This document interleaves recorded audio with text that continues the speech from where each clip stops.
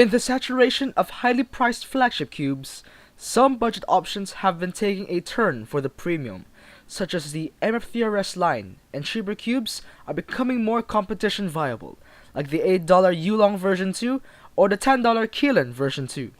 But how has the market been for the most budget of cubes? Enter the Moyu Meilong.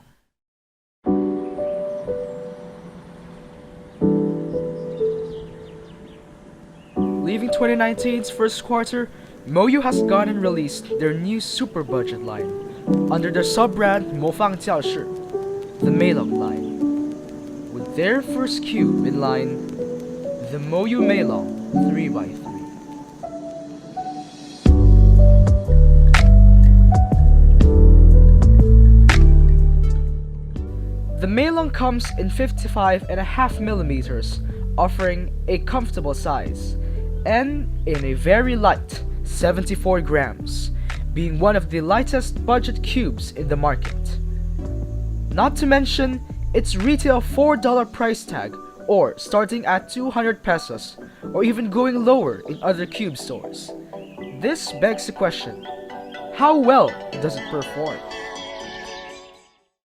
Out of the box, the cube was blazing fast with a very light feeling, but slowed down to a sluggish turn after breaking in, being very wobbly, and the corner cutting was limited, being at 45 degrees with substantial effort, and surprisingly, about a piece for reverse given the very rounded sensors. Because of this, the cube started to catch up and lock more than often, losing its out-of-the-box usability. Take note that this was lacking setup, which brings us to this.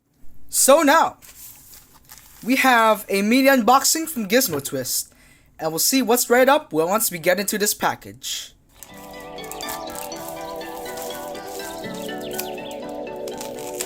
And so now we have a bunch of magnets, some N35s and N42s, N35s which we'll be using for the Valk, which I have in stock, and N42s which we have for the Meilong.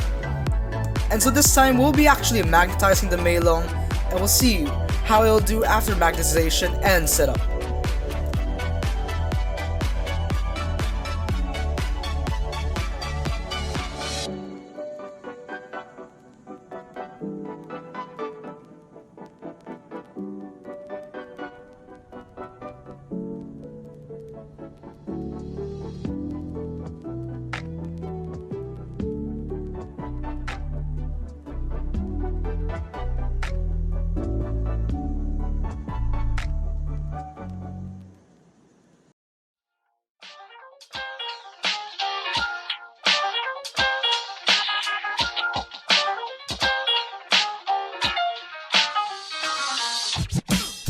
After magnetization and setup, the Meilong returned to a much nicer speed, and the stability issue was resolved, though a little too much.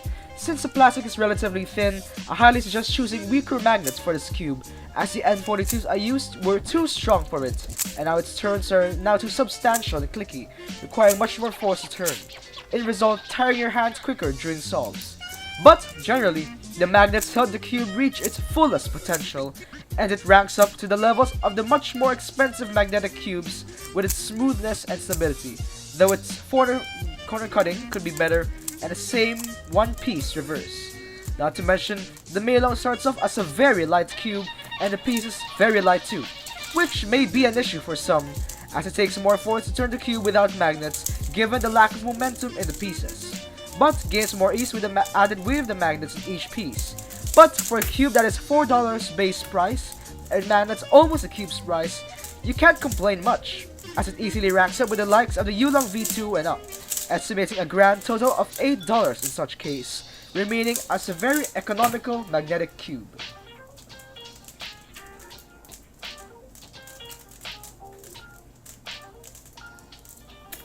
At its $4 price point, the Meilong performs nicely out of the box.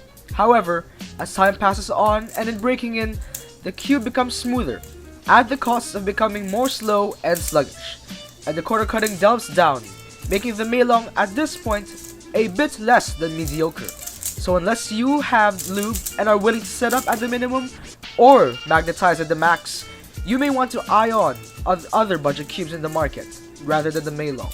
However, if you are able to set up and magnetize cubes, the Meilong carries much potential and is very much worth buying, carrying great competence, but not at the very flagship level, as again, it starts at $4, making its price to performance ratio very wide, which more than justifies its $4 price tag.